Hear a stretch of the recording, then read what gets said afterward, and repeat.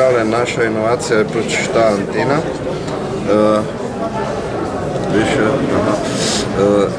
Se pravi, kar je boljše od konkurenca vse te palčke sestavlja posamezno. Mi pa lahko sestavimo to z eno ugibamo in zopet jo tako lahko pospravimo. Izdelek se uporablja v sokolarstvu, je za sledenje, se pravi, pticojed.